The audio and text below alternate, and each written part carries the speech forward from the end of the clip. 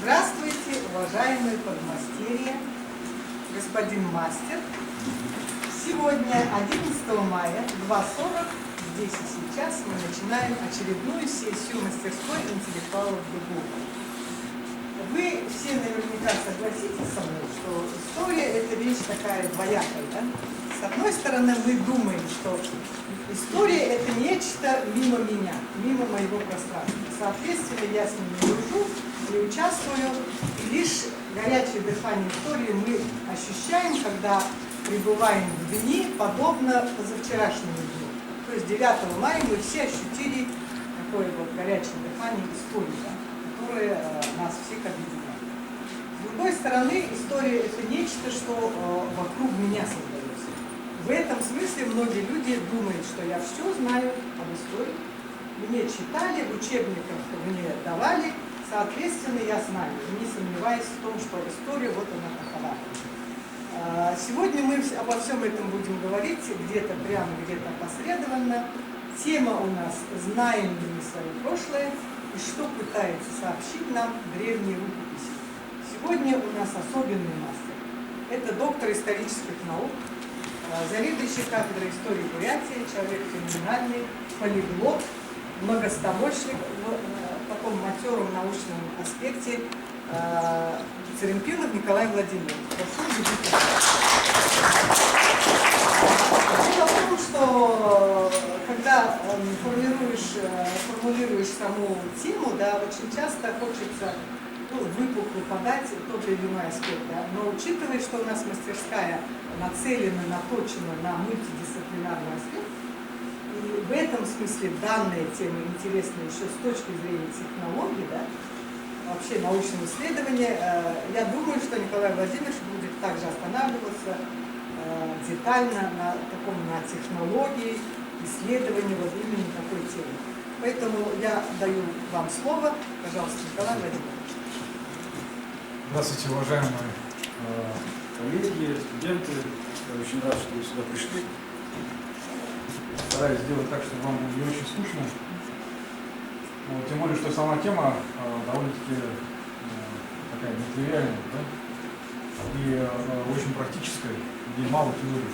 Обычно на этих семинарах, насколько мне известно, упор делается на теорию. И это здорово, потому что у нас, что надо сказать, большое спасибо Полине Курбулине за то, что она упорно. Я знаю, что организация такого рода мероприятий всегда очень сложная, но по-моему не сдается, и когда не запускает, и ее мастерская становится уже очень таким важным звеном нашей научной жизни. Вот, но сегодняшний доклад, как я уже говорил, в большей степени такой практический аспект имеет. Я буду говорить о проекте, который мы ждем сейчас в настоящее время. Он заканчивается скоро, но все еще есть несколько месяцев до его завершения. Проект связан со спасением бурятских рукописей. Прежде чем я начну говорить о, собственно, самой тематике, я сначала хотел немножко подробнее сказать о себе, чтобы было понятно. Я в 1992 году поступил в бурятский филиал Новосибирского государственного университета. Да, это был первый университет в Бурятии. Очень тяжелый, сложный набор, потому что набирали комиссии из Новосибирска, и, соответственно, там по счету никому не было. В общем, поступил, и вот эта моя группа на первом курсе верхний ряд, народу справа. Вот, очень многие пошли в науку и преподавание. Вот видно, единственное, если быть первым видео, она директор института Конфуция сейчас. Борис Залхоев, директор института востоковедения. Юна Хабдаева, специалист, доцент, специалист в области китайской философии. В общем, так или иначе, многие, Базыр Цыбенов, старший научный сотрудник Института монголоведения, специалист по дагурам. В общем, у нас в группе очень многие пошли в науку. И все это было связано с особым климатом, который тогда царил в бурятском филиале. Здесь, кстати, сидит несколько моих однокашников, да, учившихся там чуть позже меня. И они тоже сейчас и в науке, и в образовании. Была очень хорошая атмосфера, нам преподавали не совсем профессиональные преподаватели, учителя, педагоги, но все действующие ученые. И это, конечно, определило интерес в науке. Это два моих горячо любимых мной наставника, это Галина Леонидовна Галданова, может, кто-нибудь знает ее здесь. По крайней мере, многие знают ее книги, она специалист по этнографии. И по этнографии бурят написала целый ряд очень таких мощных фундаментальных трудов. Сама она закаменская, и вот у нее работа посвящена закаменским бурятам, одна из этих основных главных работ.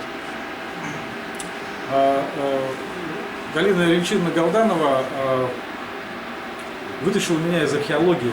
Дело в том, что после первого курса, после поездки на археологическую практику, я заболел археологией и хотел стать археологом. Василий Иванович Ташак меня туда очень активно пропагандировал. Но Галина Леонидовна сумела привить любовь к книгам, к рукописи, старым рукописям. И под ее руководством я уже в третьем курсе стал заниматься переводами тибетских и монгольских рукописей. Точнее, монгольских рукописей, потому что тибетские нам не давали, к сожалению. В Бурятии вообще тогда тибетские нигде не давали. И после окончания университета она меня отправила в Петербург к Раисе Николаевне Крапивиной, одному из ведущих до сих пор в нашей стране специалистов по тибетологии. Я вот, собственно, с тех пор заинтересовался тибетологией в первую очередь, по большей части. Здесь такой институт восточных рукописей Российской академии, прямо на набережной Невы, прямо напротив Петропавловской крепости. Вот в этом заведении я учился в аспирантуре, учил тибетский язык, работал с рукописями. Там вот такая библиотека, это бывший бальный зал. Было очень приятно сидеть в зале, где раньше давали баллы. Вот. В этом же зале я и защищал свою кандидатскую диссертацию. Я помню, на защиту собрались члены совета. Это в основном все маститы, крупные востоковеды, иронисты, арабисты, китаисты и японоведы. Очень крупные имена, в основном все уже там по крайней мере, за 60, многие за 70. Я помню, когда мою защиту объявляли, я сам из города Кяхта родом, и ученый секретарь диссертационного совета, ныне директор, кстати, этого заведения, Ирина Федоровна Попова, зачитала мою биографию, начала, что вот Михаил Николай Владимирович уроженец города Кяхта. Я помню, что вот эти все старики, они все стали хлопать, аплодировать. Я в шоке был, что такое, что случилось. Она говорит, видите, как вас хорошо встречают? Я говорю, в чем дело-то? Потому что вы из Кяхты. Потому что Кяхту в востоковедной среде очень уважают, потому что это же такой очень важный город для истории науки, не только для истории торговли, мы знаем, да, или истории, там, скажем, границы, но и истории науки. Через Кяхту проходили все основные экспедиции, да, Пржевальского, Козлова, Воровского, Певцова и многих других. Вот, вся аспирантура прошла вот за сидением за вот этими рукописями. Диссертация моя была посвящена одному историческому источнику 17 века. Я обычно по ночам сидел и работал над этими текстами, которые очень тяжело мне давались. Но до сих пор я вспоминаю это время как самое счастливое, наверное, в моей жизни, потому что что-то начало получаться впервые. Ну, вот тогда, собственно, начался такой серьезный интерес к рукописям, которые продолжаются до сих пор. Я после окончания аспирантуры и защиты приехал в Улан-Удэ и стал работать в этом заведении. Вы знаете, все видели. Как называется это заведение? Бурятский научный центр. Востоковедение. Бурятский научный центр гораздо больше. Это здание, конкретно центр восточных рукописей. И мало кто знает, что самое главное у него, самое главное находится под этим зданием. Огромная площадь, где-то общей площадью со стадион, тянется практически до трамвайных путей. Я работал вот там в этих подвальных зданиях и слышал, как надо мной ходят трамваи. Звук. Да, и в этих подвалах находится порядка 50 тысяч рукописей, которые в одно время были спасены от уничтожения. И сейчас представляют собой не только Золотой национальный фонд Бурятии, не только Золотой национальный фонд России, но и всего мира, всего человечества. Потому что Там хранится очень много вещей, которых больше нигде нет. Они сохранились в единственном экземпляре. Еще раз уточните, 50 тысяч. 50 тысяч, да. Ну, это очень условные единицы. Иногда мы не знаем, как считать. Бывает вот толстая книга, в которой очень много отдельных книг, но мы ее считаем как одну. Тут все зависит от методики подсчета, да? Но немножко углубимся в историю. 1921 год. Еще не было Бурят-Монгольской автономной Советской Социалистической Республики. Была только автономная область в составе ДВР. Создается Бурятский ученый комитет. Первое научное учреждение на территории Бурятии. Его возглавил Базар Барадич Барадин. Это, кстати, фотография после его ареста. Поэтому у него здесь такое трагическое лицо, потому что он понимал, что ему жить осталось недолго. В 1937 году его арестовали и расстреляли. Так же, как и большинство других блестящих ученых того времени в Бурятии. Вот Бурятский ученый комитет, а до тех времен еще оставалось много времени, еще в начале 20-х годов занялся тем, что ученые ездили по всей Бурятии, искали уникальные рукописи и привозили их вот этот ученый комитет. Так постепенно стало формироваться вот эти фонды, которые сейчас находятся в центре восточных рукописей. Что-то успели сделать до 30-х годов, потому что 30-й год началось безумие, как вы знаете, да? Началось в 1929, если быть точнее, на одном из пленумов партии было принято решение об интенсификации борьбы с религией. По всей стране были созданы такие волонтерские организации воинствующих безбожников, куда записывались обычные люди, да, служащие, рабочие, колхозники, которые уже были, так сказать, жертвами вот этой вот оголтелой пропаганды, и, собственно, они начали разрушение религиозных организаций, церквей. Сначала церкви стали подвергаться разграблению, потом мечети, потом дошло дело до датсанов. На самом деле творилось просто невероятное, потому что уничтожалось все подчистую. Вот даже сами власти выражали большую озабоченность тем, что происходит. Да? И фанатичная молодежь просто методично, систематично уничтожала все культурное наследие, которое непосредственно образом, конечно, связано с религией.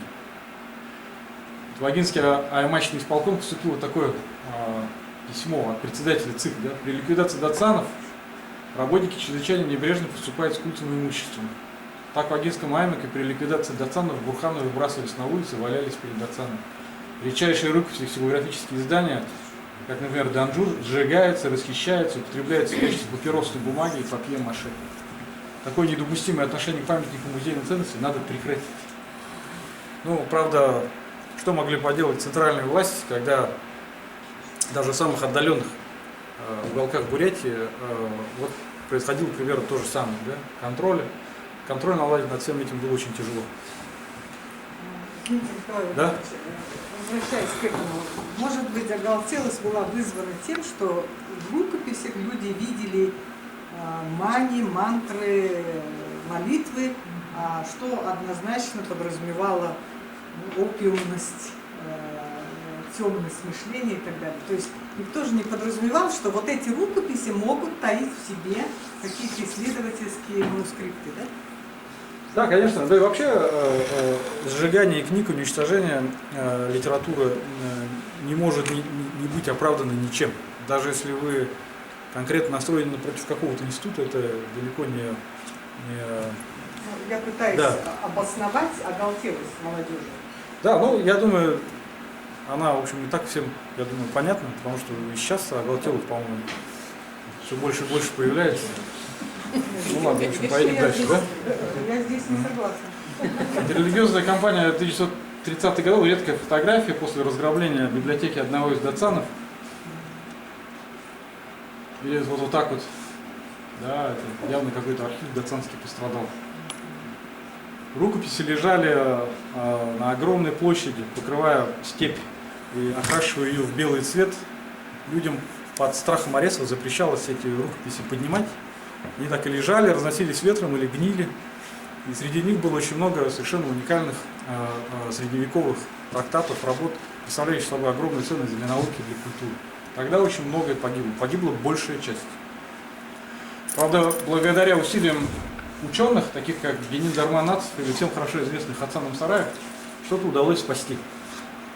У Генин Дармы Нацева, которого, конечно, хуже знают люди, у него очень интересная биография. Он сам был послушником, хулараком в Каренском Дацане. Учился там, но у него был брат Шайжел Нацев. При имени этого имени старые жители Тывы содрогаются. Шайжел Нацев очень молодым стал большевиком, прошел обучение в коммунистическом университете Трудящегося Востока и был направлен на работу в Тыву. В Тыве именно под его руководством был практически уничтожен весь буддизм, да, и репрессировано очень много людей. Вот этот Шайжел Нацев, он приехал в Кырен, встретился со своим братом Хулараком и убедил его в том, что у религии нет будущего, давай становись большевиком, таким как я, и все будет у тебя хорошо. И Генин Дарман Нацев действительно по следам своего брата также закончил тот же университет. Сейчас он, кстати, РУДН называется, Российский университет дружбы народов. Да? Вернулся в Бурятию, у него были все шансы сделать карьеру такую партийную, но вот это вот его интерес к культуре и к религии, несмотря на то, что он перековался, он не иссяк. И когда вот начались все эти преследования религии, он сыграл очень важную роль по сбору рукописи спасению. Ну, Хацену Сараеву особенно благодарны за спасение монгольского Ганжура, одного из 4 в мире оставшихся рукописных монгольского Ганжура из 108 томов, который сейчас хранится в Центре восточных рукописей. И вот здесь присутствующим Жаргалом Бангладеш, или не присутствующим, занимались как раз его изучением совместно с коллегами из других стран и городов. Ну, многие знают, что в здании Свято-Дигитрийского собора находился антирелигиозный музей. Это такая была, так сказать, шутка юмора, да? Злая ирония советской власти, когда они в культовое учреждение поместили антирелигиозный музей. Именно в этот музей было свезено то, что удалось спасти, и лежало там до поры до времени это все было. Из того, что удалось спасти, вот буквально 2 примера. Атлас тибетской медицины. Если бы Жабон, такой директор, научный сотрудник этого музея, не успел приехать там буквально за день-два до приезда бригады, значит, безбожников, то не было бы этого атласа. Да? А этот атлас, между тем, был создан в 17 веке. Он состоит из 82 страниц. Это совершенно фундаментальный труд по тибетской медицине, великолепно украшен. Или вот монгольский Ганжур, выписан от руки, я уже о нем говорил, один из 4 сохранившихся в мире, совершенно шедевр книжного искусства.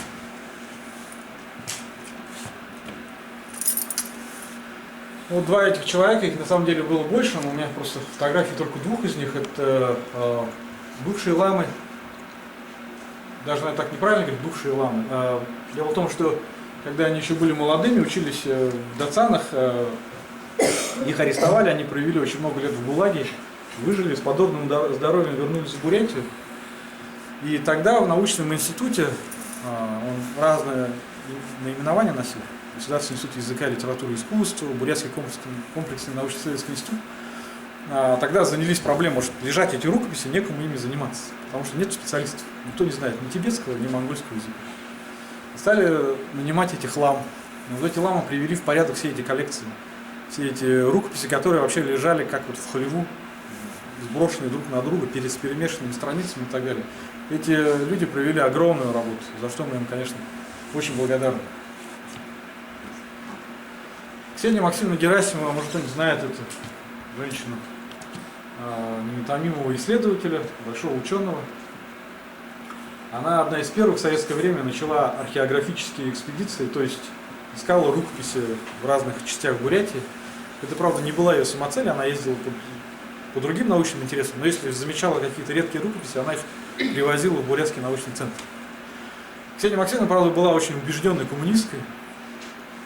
И у нее подход был немного другой. Если она видела, она была ученым все-таки, если она видела хорошую рукопись, она требовала, чтобы ее отдали в научный институт.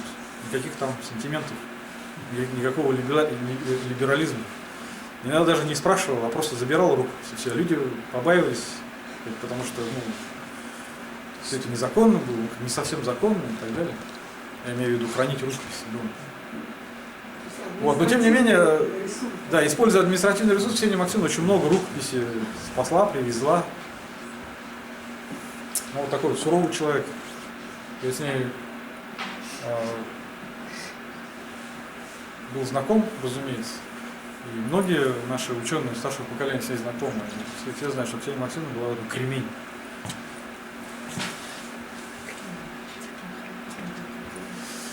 Уже после развала Советского Союза, когда потепление наступило в этой сфере религии, Андрей Александрович Базаров, профессор Восточного института нашего университета, занялся очень интересным проектом. Я с ним в этом проекте участвовал, пару раз ездил с ним в экспедиции. И вот он ездил по деревням в Бурятии, искал эти книги, искал их для того, чтобы изучить отношение людей к этим рукописям, что с ними связано, какая культура вокруг этих рукописей вращается. Вы не представляете, очень много интересных вещей, когда, скажем, в деревне хранится какая-то коллекция очень ценных рукописей, и они каждый год эти рукописи берут в руки и обходят деревню вокруг. Для того, чтобы они считают, что эти рукописи, они как деревня охраняют. У них такой ритуал. Да? Горо вместе с книгами делать. Но не зная содержания. Ну да, люди, конечно, понимают, что это что-то там, такая очень высокая буддийская философия, но что конкретно, люди просто даже не читают. Эти системы письма сейчас известны только специалистам, да, вот у нас студенты некоторые изучают. Например, мы много таких историй интересных записали, когда люди считают, что эти книги приносят в дом удачу. Если книги унести из дома, что-то плохое случится. Однажды у одной такой бабушки книги сама она отдала в Датсан, мама приехала, увез, и на следующий день она ослепла, она нам рассказывала сама. И была вообще просто в ужасе, они попросили эту ламу, он привез обратно только часть книг, и к ней вернулось зрение только на один глаз. Остальные книги она не догнала, но вот была уверена, что это все благодаря книгам. Ну, то есть у людей, у простых людей, вот к таким книгам, старым книгам, у них просто такое отношение очень как к чему-то сверхъестественному. Книгу нельзя ставить ниже пояса. С книгой нельзя рядом ставить какие-то там такие вещи, которые недопустимо ставить, там, не знаю, бутылку водки или пачку сигарет. Как правило, эти книги хранятся в домах, где есть пожилые люди. Люди не доверяют молодежи. Говорят, если молодежь, там, они начнут там, пьянствовать и все это осквернят. Да? Вот обычно книги хранятся вот таким образом на гунгарве. Гунгарва это киот, да, по-русски, важница. Здесь мы видим целые несколько томов книг, а вон там на правой фотографии одна книга наверху. В основном это одни и те же книги. Такой набор канонических высказываний Будды по тем или иным случаям. Сутра золотого блеска, 5 защитников, пражня парамита, алмазная пражня парамита и так далее. Кстати, слева вот эти вот несколько томов, это тоже очень уникальная вещь, это так называемый Юм, или сборник текстов пражни парамит. Его в свое время одно из бурятских племен с боем вывезло из Китая. И на одном томе, когда мы открываем, на нем шашкой срезан угол. Рассказывают, что вот этот том спас кому-то жизнь. Они, когда ехали, они вот эти тома, как рюкзак, так одевали на себя. И, видимо, на них было нападение, те, кто их догонял, и человек защищался, и по нему ударили шашкой, он книгу успел защитить себе шею. А книгу вот так срезали, прям видно, что удар шашкой. Эта книга хранится в селе Харлун Бичурского района. Там вся деревня почитает, и они из одного дома в другой передают. Если, например, в каком-то доме умирает старший человек, и там остальные все молодые, скажем, моложе 50, то книга переходит в тот дом, где люди старше. Вопрос можно задать? Да? Вот Вот эта божничка-то в каком месте должна находиться, в спальне или в зале? Ну, вообще, конечно, канонически она должна находиться в так называемом хоймаре, то есть на северной стороне дома, напротив входа. Потому что северная сторона дома считалась почетной. Но поскольку сейчас у нас дома ориентированы и так, и сяк, то люди ставят просто там, где удобнее. Как правило, там, где меньше людей, то есть это спальня, как правило. В данном случае это в спальне хранится. Потому что в зале, как там гостей принимают, стараются спрятать от глаз. Они все советское время прятали эту коллекцию. И там у них, она хранилась в советское время в одной семье, где все были коммунисты. Да, но они, тем не менее, хранили эти книги, и отцы открывали, что эти книги хранятся. И вот внезапно мы переносимся в британскую библиотеку. Чего бы это? Вопрос. Британская библиотека, вы знаете, одна из самых крупных библиотек мира. Совершенно фантастическое архитектурное сооружение, да? Еще более фантастические фонды этой библиотеки. Мне там посчастливилось быть, я там, кстати, в этой библиотеке находил материалы, связанные с бурятами, архивные материалы. У них там все есть. По крайней мере, много чего. Вот эта британская библиотека несколько лет назад инициировала очень классный проект, на мой взгляд. Да? Я почему об этом заговорил? Потому что каждый раз, когда я выезжал в экспедиции с Андреем Александровичем Базаровым, и мы изучали вот то, как эти книги хранятся, и я видел очень многие редкие экземпляры, мне было жалко, что вот мы уезжаем, а эта книга остается. Да? Забрать ее нельзя, потому что она в частной собственности находится. Но есть ли гарантия, что когда мы вернемся сюда снова, она будет там же лежать? Она вообще сохранится ли? Да? И я поэтому был рад узнать, что британская библиотека инициировала проект. Он по всему миру действует, этот проект. Потому что такая проблема исчезающих рукописей, она не только в Бурятии. Эта проблема, она по всему миру. Да? От Африки до Австралии, от Южной Америки до Японии, да, скажем.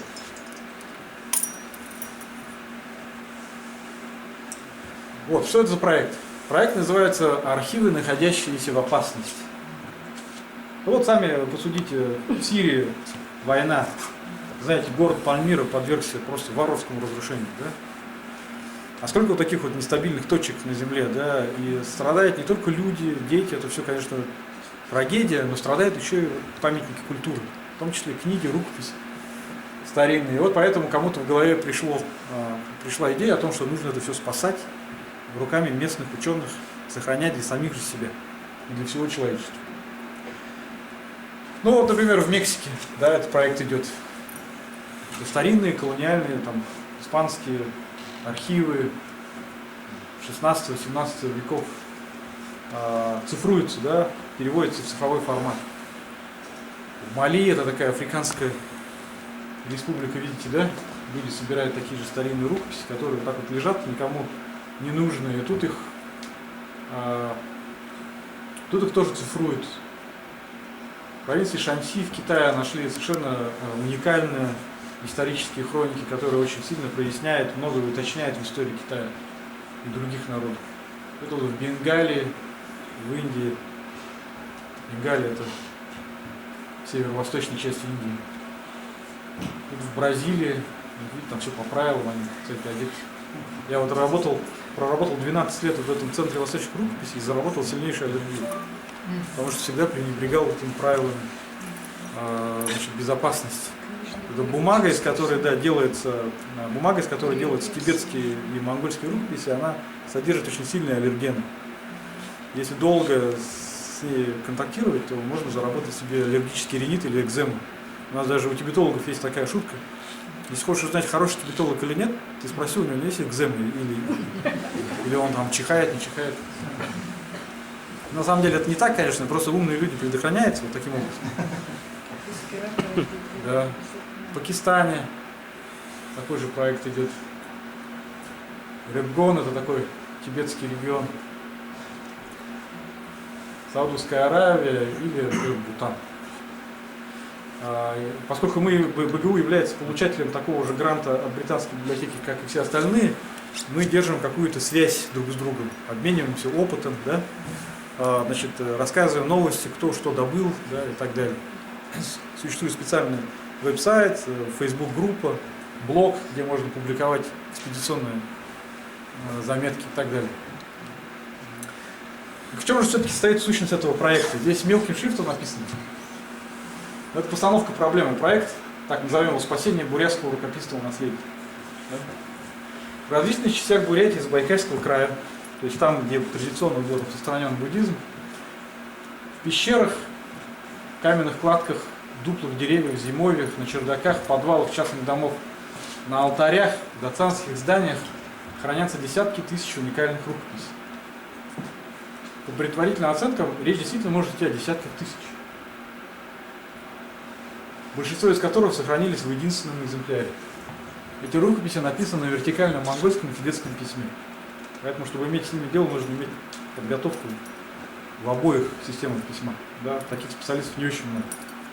Еще раз уточним, специалист должен владеть старомонгольским, Старомонгольским либо тибетским языком. и тибетским, да.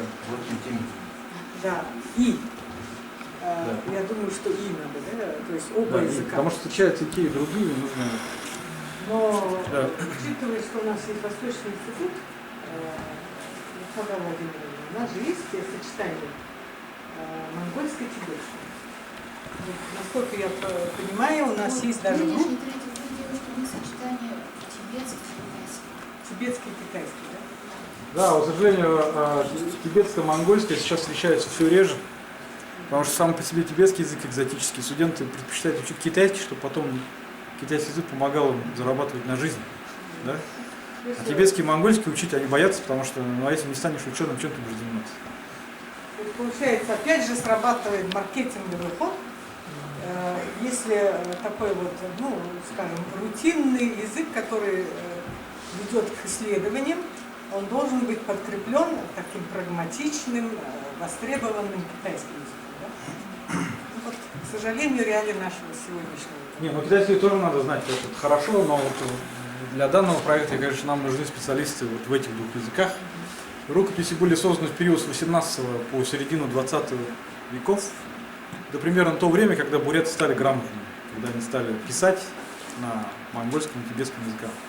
До этого они были народом бесписьменным. В них содержатся сведения по народной медицине, астрологии, истории Тибета и Монголии, ну, в общем, много чего. Только некоторые из вещей, которые там содержатся. Вот такая проблема. Острота ее состоит в том, что эти рукописи подвержены медленному, но верному разрушению. Из-за хранения их в нестабильной температурно-влажностной среде, воздействие насекомых, грибка и микрофлоры.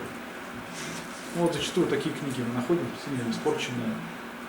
Мы со Светланой Владимировной, которая большое содействие оказывает нашему проекту, вместе с научной библиотекой, со штатом научной библиотеки, такие рукописи стараемся восстановить. Да?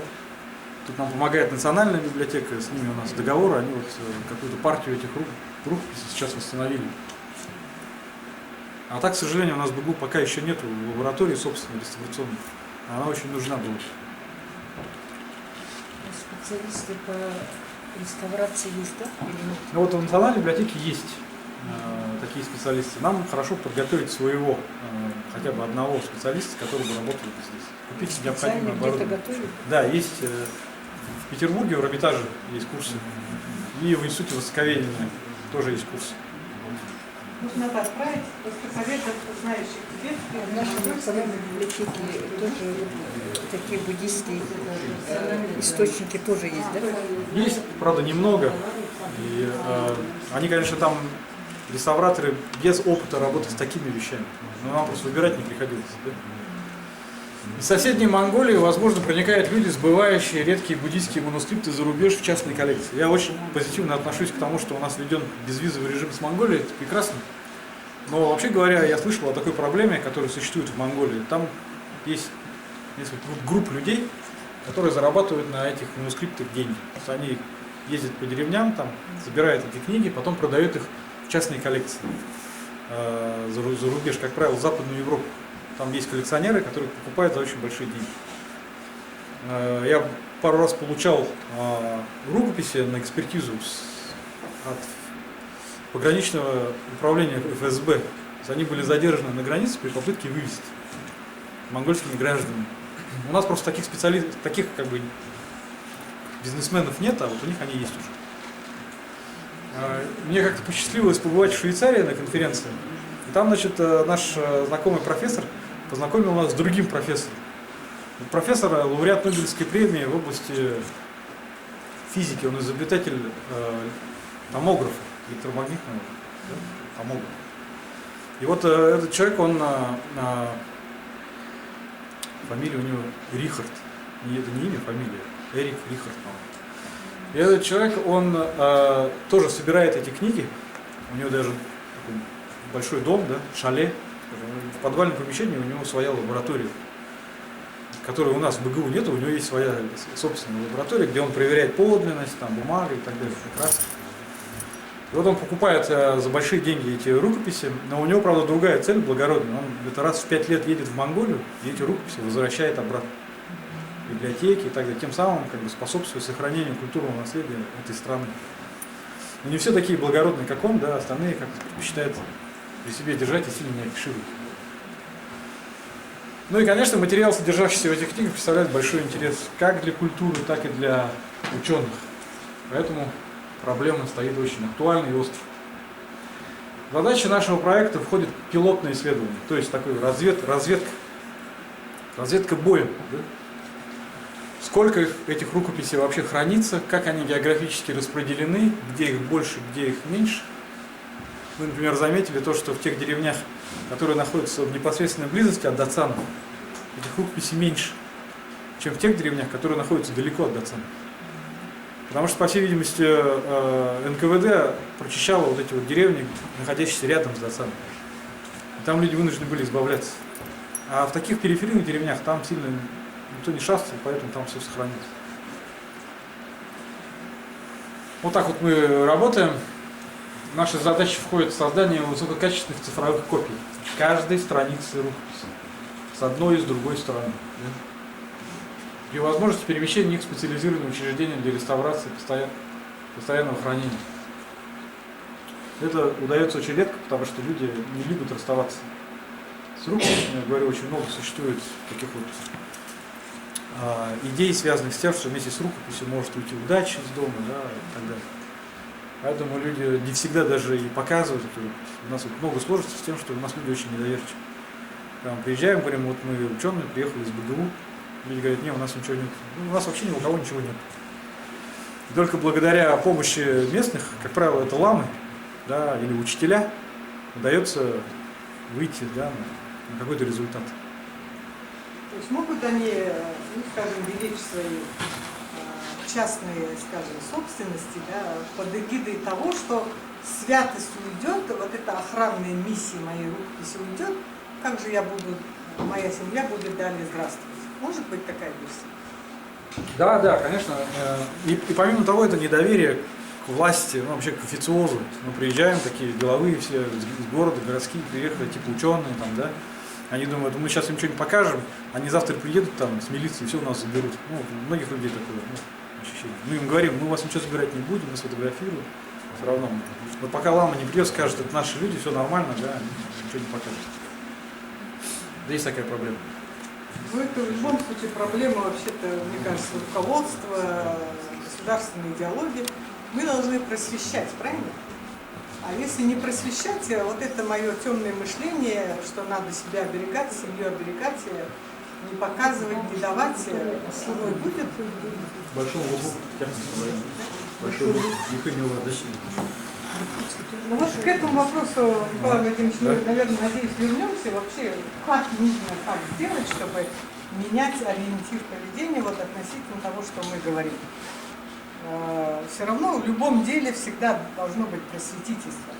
То есть грамотно организованное просвещение, для чего нужно, какова значимость, как нужно вести себя, если вы хотите стать, ну, пребывать как достойный гражданин своей страны и так далее.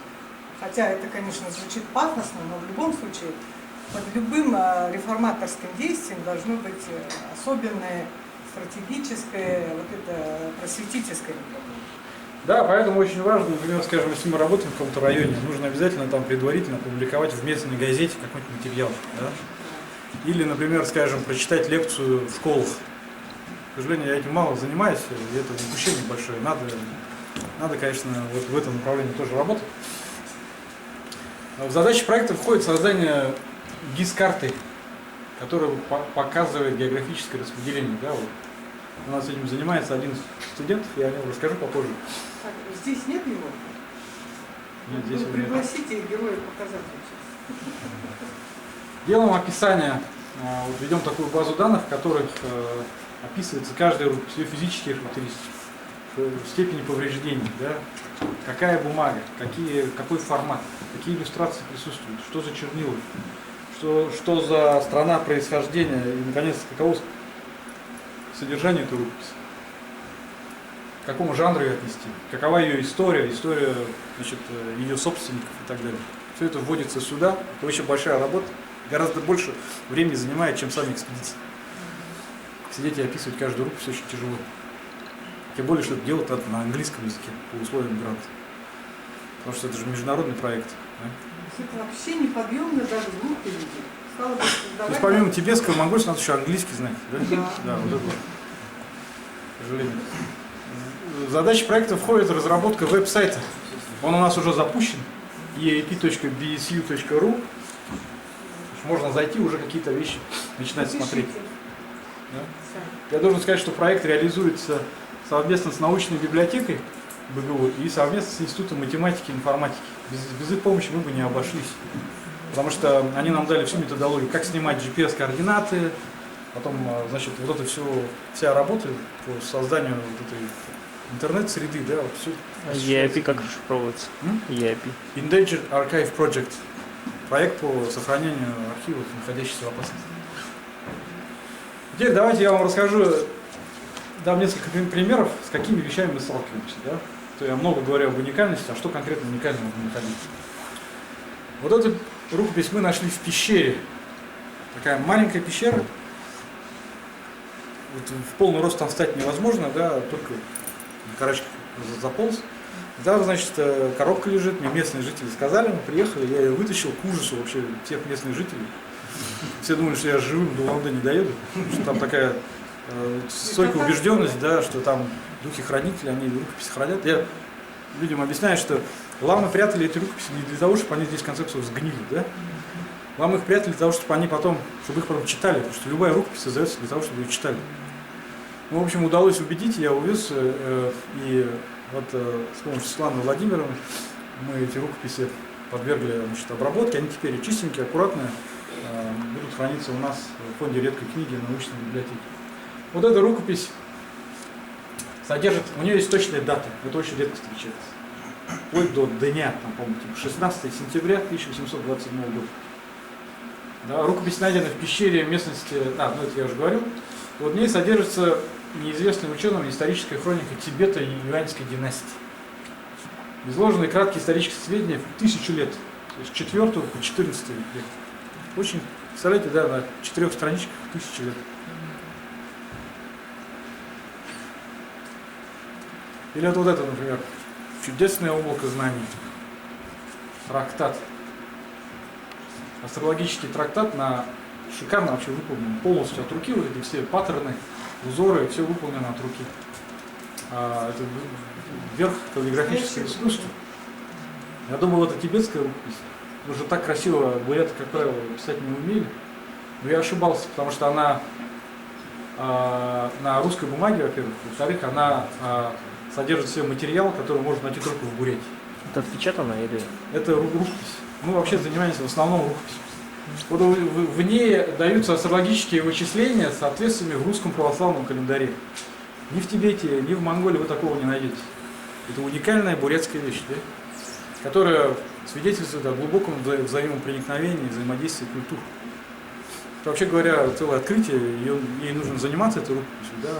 Показывать, как вот... Вот докторская диссертация, не одна, а несколько. Ну, по крайней мере, кандидатская точно. Это на 2 этих страничках, да? Нет, это большая рукопись, она такая толстенькая рукопись, там много страничек, много красивых иллюстраций. А это как все-таки Вот в центре восточных рукописей там специальные оптимальные условия и влажность, и температура и так далее.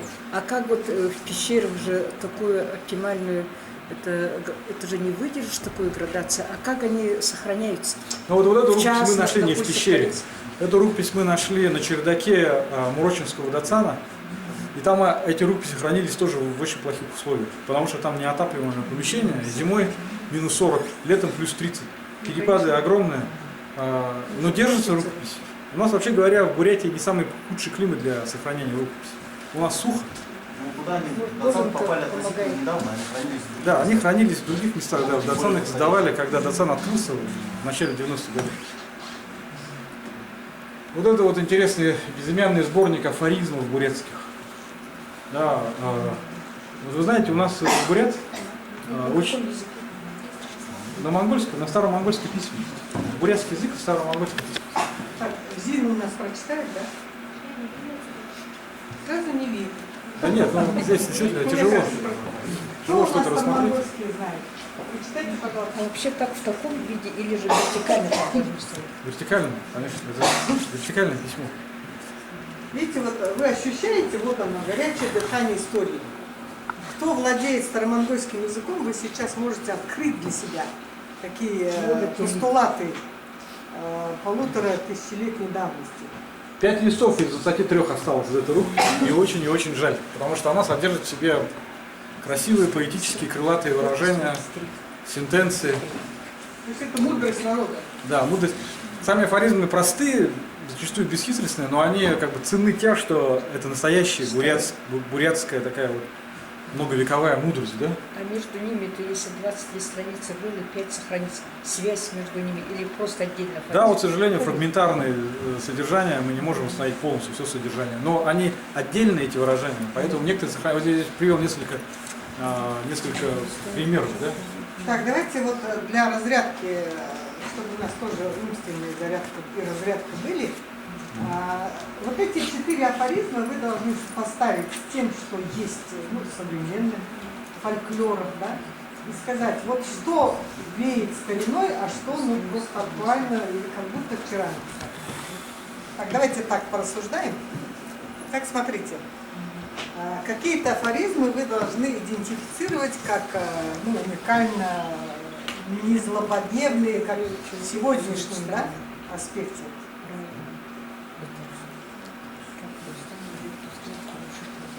Так, что у нас будет рассуждать?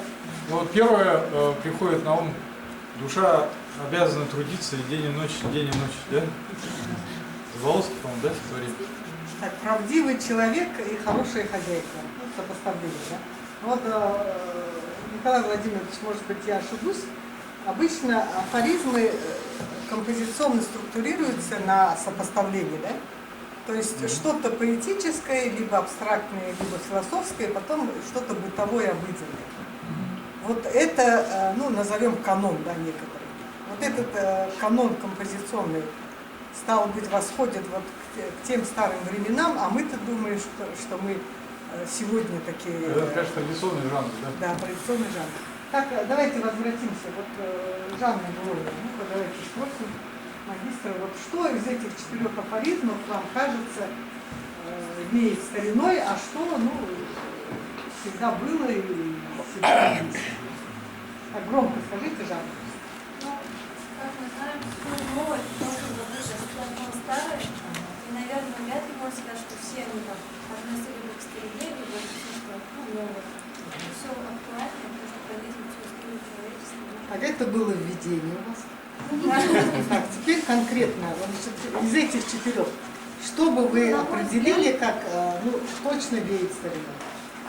Точно есть старина. Да, из 4. Первое и 4. 4. Так, нелегко играть в игры со старым человеком, трудно договариваться с кем-то, облеченным властью. Вот у нас первый ряд сидит далеко не юное население, поэтому вот с вами трудно договариваться. Но это и на сегодня актуально. Вот Мне кажется, наоборот, все, это современно. Да, все это очень актуально. современно. И первый актуальный, и на сегодня. То есть, видите, И власть- второй актуально. С властью властями сегодня никогда не невозможно было легко договариваться. договариваться, говорят. Так, хорошо, еще есть рассуждение? То, что не сильно злободневно сегодня. Ну, в общем-то, это все истина, конечно. Да, то есть это все мудрости, которые Актуально сегодня. актуальны были позавчера и сегодня, да? Да. То есть они лишний раз говорят, мы сегодня-то, в принципе, питаемся мудростью и даже не подозреваем, что они вот оттуда родом, да, получается. Так вот, благопожелания бурятские. Вы чувствуете, что прямо родное, что-то благопожелание, да? Вот так обычно и говорят же. Сыновья, там, подобно родителям. Это если светильник Правильно? свет, это достоинство масла. А вот Это второе. стариной, наверное. А ученик, допустим, получил знание, конечно, это заслуга учителя. И самого тоже ученика, потому что как он впитывает в себя. Первое это актуально сегодня, но второе, если светильник светит ярко, то это достоинство масла. Но это все-таки со старого времени. Вот, наконец-то нашли афоризм, Да? который более все-таки Более подходит. А так все и сегодня все выражения на сегодня актуальны. Они, то есть со старины, с того времени пришли, немножко, может, перефразировали чуть-чуть. Бывает. Вот когда говорят заслуга ученика это заслуга учителя, Да. я думаю, что сегодня немножко, вот, ну скажем, яркость вот этой мудрости не тупилась. Да, да. То есть раньше вот как бы бакша, это вот, ну бакша, конечно.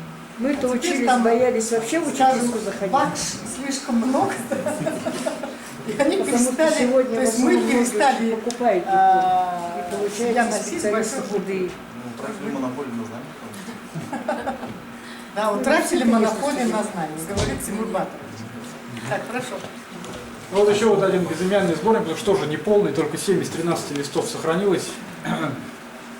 Это в этой книге даются краткие рецепты по лечению самых разных заболеваний. В основном таких бытовых, то, с чем сталкивались наши предки обычно. Укус змеи, чесотка, чири, язвы, грыжи, зубная боль, боль в ушах, ушибы после падения с лошади и прочее. Кстати, вот даже по реестру болезней, травм, которые там перечислены, да, можно судить о повседневной стороне жизни наших предков. Как же эти вещи лечились? Ну, я вот здесь вот буквально два примера приведу. Возьмите себе на заметку. Ну вот мы где-то в городе Луховцы найдем. Или беру ближе, кизяк тоже будет Тяжело. сложновато, да? Не в каждой аптеке найдешь. Николай Владимирович, вот мне кажется, стереотипно, вот нам все время говорили, что медицина наша народная родом из тибетской, там, из индийской, еще из какой-то. Но никто никогда не говорил, что есть традиционная народная медицина Бурятии. То есть, а сколько ей лет вообще? Вот этой Я медицине? думаю, с палеолита. Надо же было как-то лечиться, да? Вот находились. Да, это вот очень редкий пример народной медицины. У нас сейчас в Бурятии только один человек занимается народной медициной в научном плане. Марина Саднампилова, да, в БНЦ. Но больше никто, хотя эту традицию надо изучать, да? Она очень интересна, самобытна. Но тут можно сказать, что вот все-таки это не есть старушкина мудрость. То есть это есть все-таки некое околонаучное соотнесение вот этого самого контента лекарства, да, и патологии, которые нужно лечить. Да, ну в нашем случае нас не интересует эффективность этих рецептов. Вряд ли кто-то их будет в жизни употреблять. Нам интересна вот эта Я вот хочу использовать. этнографическая сторона, да? Как это, как это микроистория, как история повседневности, если хотите, да? Да. Вот Нет, конечно. примеры других находок, которые мы вот совсем недавно сделали вот, с Тимуром Батыровичем Бахматреновым, Так, давайте покажем моим лишний раз спутником, Тимура Батыровича, который непосредственно имеет практически во всех отношение экспедициях ездит. к сегодняшнему проекту. Да. Пусть поднимется, мы Да. посмотрим. Да, покажите, Мы же да. также не знаем. Да. Вот Бахматренов Тимур Батырович. В будущем году обещал тоже сюда выйти. Специалист в области современной социологии буддизма, но вот как раз он вместе со мной ездит и берет интервью, разговаривает с ламами и очень многое тоже из-за всего этого проясняется. Ну вот это эти рукописи мы нашли в селе Наюхон, Селигинского района. Может, кто-нибудь здесь есть из этого села? Нет выходцев. Кижингинский район? Селигинский район. Селингинского района. Вот так. У нас Сиденова Ира из Селингинского Мы два района. села Селигинского района обследовали, Нуртукум и Наюхон. Так вот Ира оттуда. Так, покажите крупным планом. Ира, встаньте, пожалуйста. Я не оттуда. Муж оттуда. Ну, вы одно и то же. Так, сегодня, пожалуйста, интервью не вам. Вот эта вот, например, рукопись, она выполнена на черной бумаге разноцветными чернилами. И эти чернила изготавливались из драгоценных, полудрагоценных минералов. А вот это тоже черная бумага и золотые чернила, и золотой пыльцы. Вот, ну, здесь я показал примеры белигового сочинения, когда вот здесь строка на тибетском и на монгольском, да, текст. На тибетском, на монгольском, и тибетском, на монгольском. Или, например, вот это ксилограф, то есть это печатная книга. Печатные нас меньше интересуют, но некоторые интересные экземпляры мы тоже цифруем, да, с иллюстрациями, обезьянков. Это вообще текст посвящен тоже астрологии, кто когда родился, какие имеет характер и так далее, и прочие вещи. То есть, вот, исходя из этого наглядного слайда, да, мы видим, что на самом деле быть билингвом – это одно, знать околонаучные сведения – это второе, при этом использовать материал и создавать материал – это третье. То есть получается это сплошная, ну скажем, междисциплинарный аспект, да? Получается, правильно? Да. То есть, а как они научились, вот те люди, которые все это создавали, изобретать бумагу, изобретать чернила, смешивать что-то с чем-то, чтобы писать и так далее? Ну, кстати, окраски, вот такие книги изготавливались, тоже там сложная технология. Она все еще есть, в некоторых местах сохранилась, не в Бурятии, к сожалению, но в Тибете, по крайней мере. Вот, например, для того, чтобы писать, чтобы создавать бумагу черную, лакированную бумагу, в те времена использовался мозг овцы, да, потом зола после сожжения определенных сортов дерева, да, и, значит, подкожный жир яка и прочие вещи. А вот справа, вы видите, это золотая пыльца, которые, вот, ну, это опилки золотые, да, которые использовали для изготовления чернил на основе золота. Есть серебряные чернила, есть золотые чернила, есть коралловые, да, есть самых разных цветов и расцветок. Вот такие книги мы находим у нас в Бурятии. Даже лаком покрывали. Вот эти вот, вы же видели, например, современную лакированную бумагу, да? Как ее называют? Линованная бумага, да? Вот, мелованная бумага. И вот точно такого же качества фактически бумага была у наших предков. И вот этот лак покрывался из раствора на основе клея прополиса. Ну, этот пчелиный клей. Да, и совершенно такое же качество, великолепное качество. И здесь дожило до наших дней. Каким результатом на сегодняшний день мы пришли в рамках нашего проекта? Ну вот мы обследовали пока только Кяхтинский, Селингинский и Акинский районы.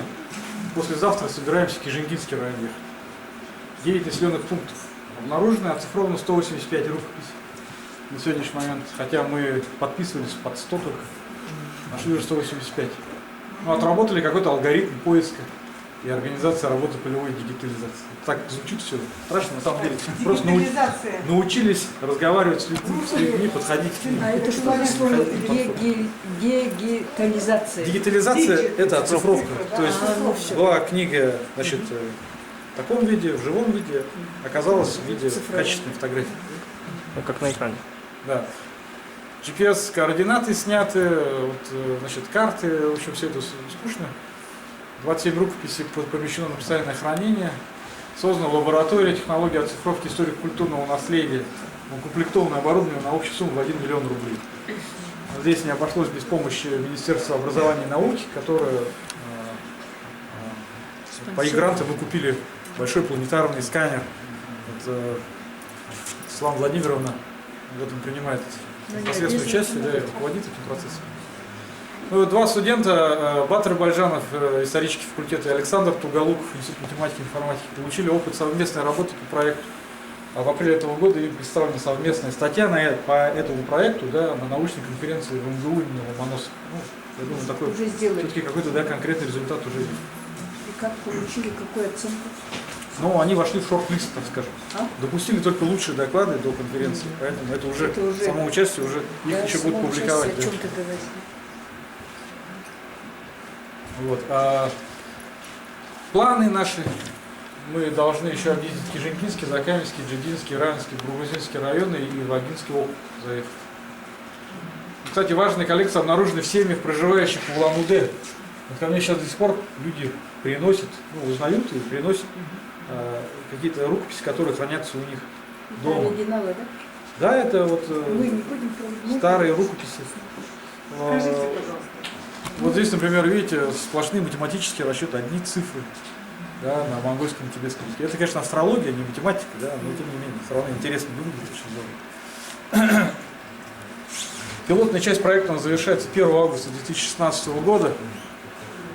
Дальше как бы должен следовать основной проект, да, когда мы уже должны, вооруженные опытом, делать уже такую сплошную оцифровку, да, во всех этих районах. Мы же пока только избранные села берем, отдельные. Вот. Но я, правда, теперь не знаю, когда это будет. Вот поэтому, Как-то будем думать, когда стремиться. вы уезжаете в Назарбаевский университет, вы как-то осиротели нормально. Ну, в МГУ есть кадры, которые способны... Николай Владимирович, Да, вы доктор судьбы защищали. здесь, в МГУ.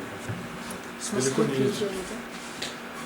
Да, Так, у приезжаем. нас ровно 20 минут для вопросов и ответов. Вот давайте Спасибо, подытожим. очень интересное сообщение было. Напоминаю вам тему нашу сегодняшнюю. Звучит она так. Знаем ли мы свое прошлое? Что пытается сообщить нам древние рукописи? Вот вы увидели воочию, что Николай Владимирович – это вместо кяльки это дверь, через которую мы можем пройти и узнать новую историю, да, Бурятии. Вот, вот первый вопрос, пожалуйста, у нас есть подрастающий интеллектуал Сарков. Пожалуйста, первый вопрос чисто технический. Вот вы говорили, что иногда сохраняется только часть рукописи, там 70 50. А как вы узнаете количество недостающих страниц? Сколько должно было быть, Да, да? сколько должно быть? Ну, вот в случае с теми рукописями, которые я, во-первых, существовало понятие пагинации. Пагинация – это когда отмечается страница. Первая, вторая, третья. Мы привыкли к этому в наших книгах. Эта традиция была и в монгольских и тибетских рукописях. Вот, и мы, например, делали вывод, что в этой рукописи 13 страниц, потому что сохранилась последняя 13-я страница. И она явно последняя. Вот, а в середине страницы утерянные. Ну, и, соответственно, мы делаем вывод, что такие страницы утерянные, просто нет на месте, да, а вот такие есть. Иногда бывает так, что сохранились какие-то страницы, а мы не знаем, сколько вообще было изначально. Бог его знает, потому что это было вообще очень большой крупный трактат. Еще вопрос. Вы сказали, что печатные книги меньше интересуют, а почему? Ну, дело в том, что печатные книги нас тоже, конечно, интересуют, и мы довольно много зацифровали, но печатные книги, они все-таки издавались тиражами. Да? То есть сразу выходило, скажем, там, печатали сразу несколько, могли десятков экземпляров отпечатать. Поэтому они хранятся, они есть.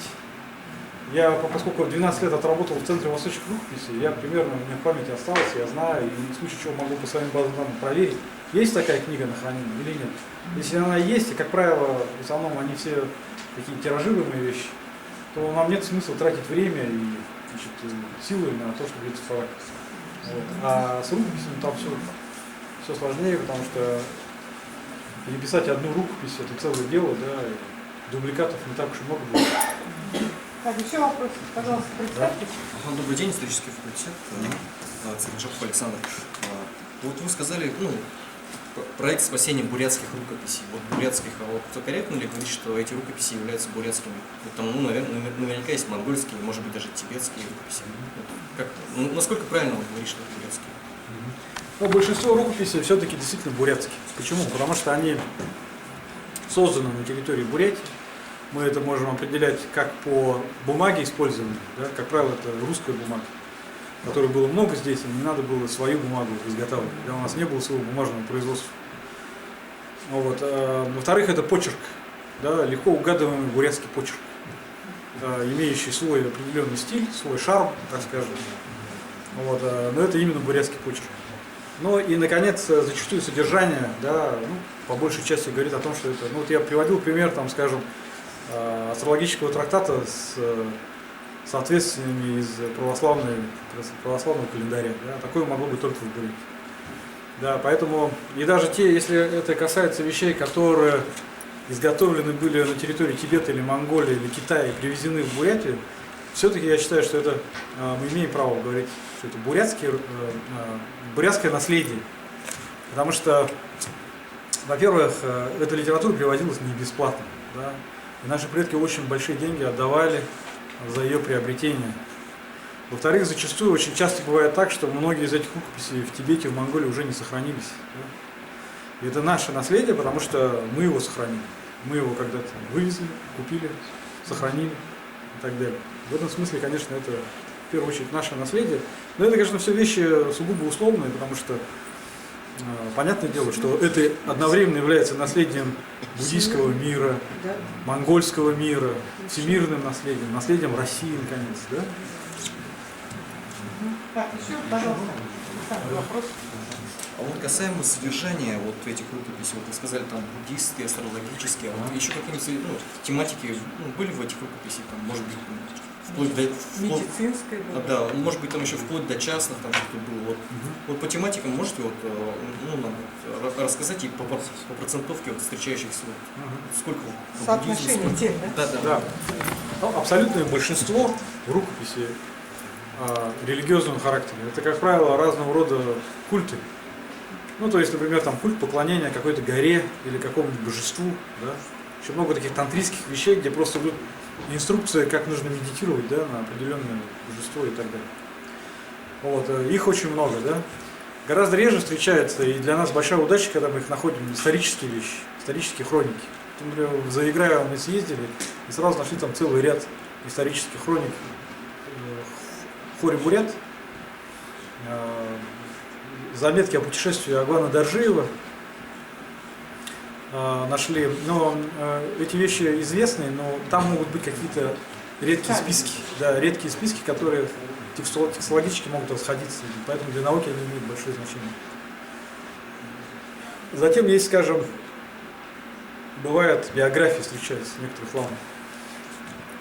Встречаются географические трактаты, то есть описание маршрутов паломничества.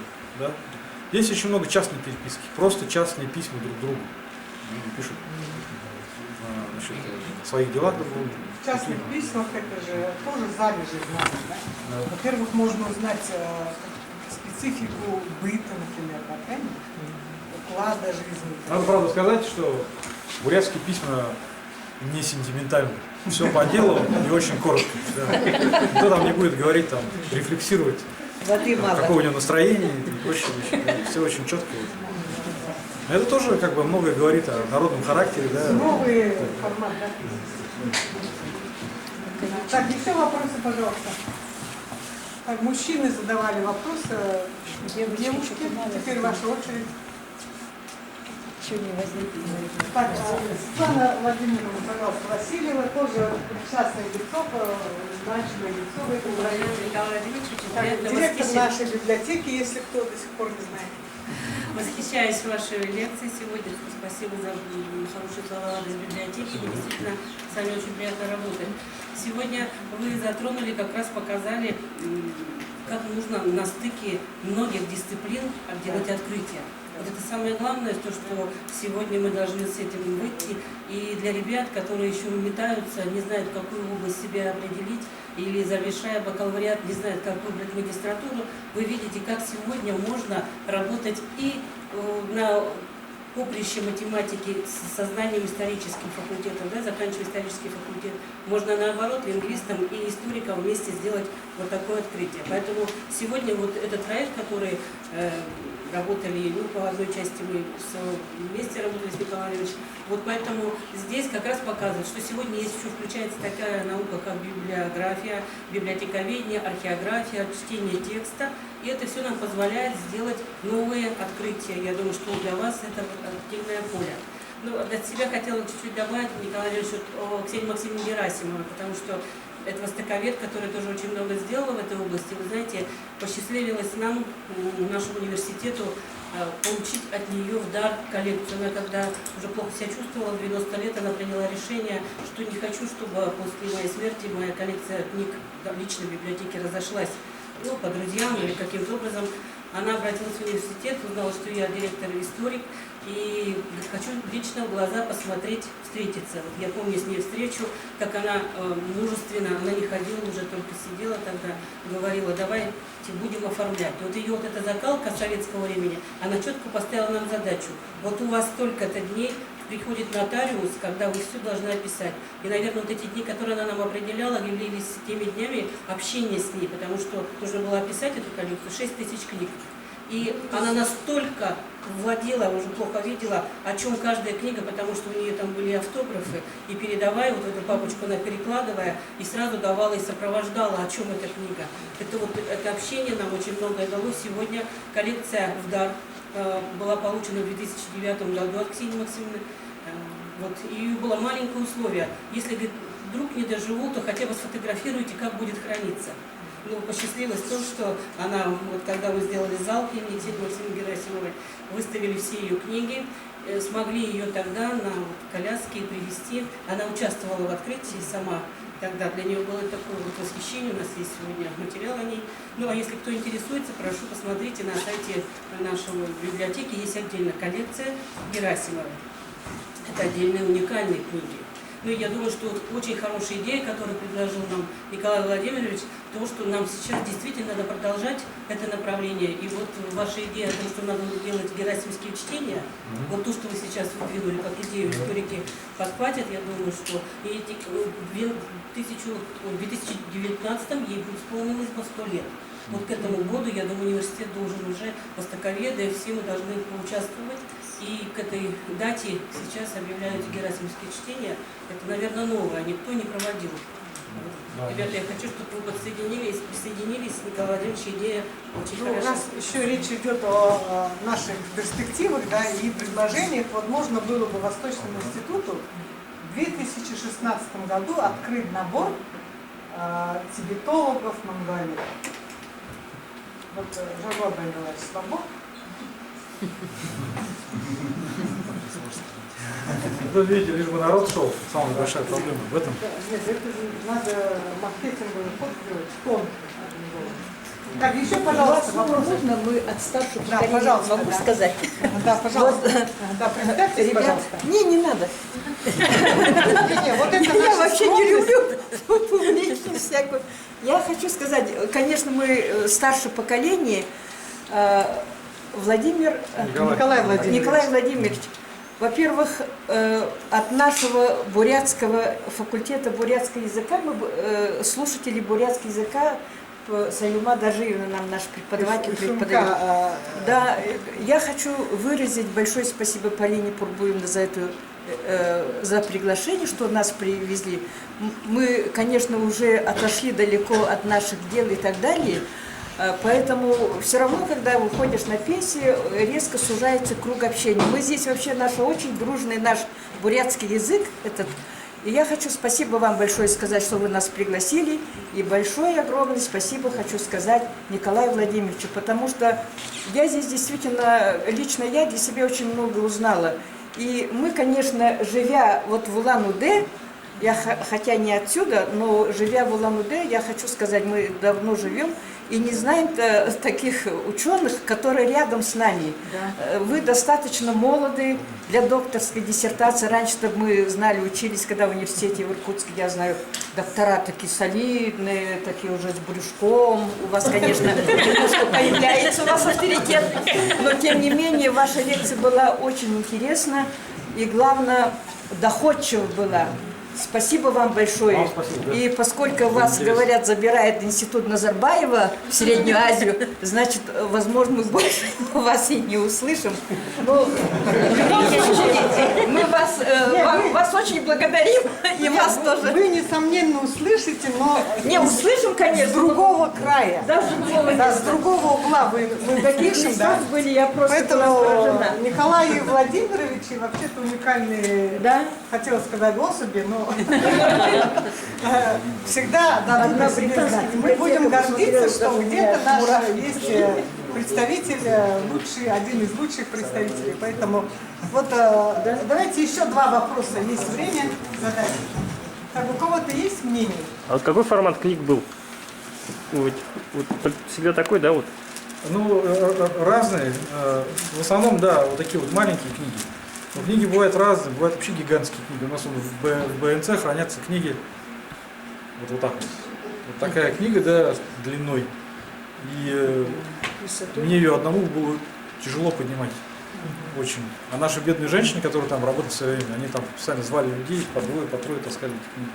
Вот такая вот, это такие храмовые книги, они, как правило, лежали на столах, чтобы несколько монахов подряд могли читать одну книгу. А есть какое-то вот, обоснование вот этого размера? Ну вот я говорю, это храмовая книга, несколько монахов подряд могли видеть один текст. Стабильно, стационарно, наверное, даже. Ага. Скажите, а вот это атлас тибетской медицины привезли? И каких размеров вообще этот атлас? Ну, размеры вот примерно такие, каждый лист, да? Не сканировали его, кстати, никогда. Он хранится в музее, национальном музее. И А вот вы возили? отличие европейской книги, скажем, от как-то... Отличие буддийской сутры от европейской книги в том, что, как вы видите, буддийская сутра имеет вот такой вытянутый формат. Это называется формат пальмового листа. Дань традиции, потому что в Индии не умели делать бумагу и использовали пальмовые листья для того, чтобы на них писать текст. Их специально высушивали, они долго хранятся. На них писали текст. А потом, когда уже научились делать бумагу в других регионах, тем не менее, вот этот пальмовый лист копировали, ну, как будто бы. Это первое, а во-вторых, особенность и большая проблема этих книг в том, что они не подшиваются, у них нету переплета. Поэтому так легко теряются страницы. Да, это большая, конечно, проблема. Лучше бы они подшивались все-таки, в большей сохранности были.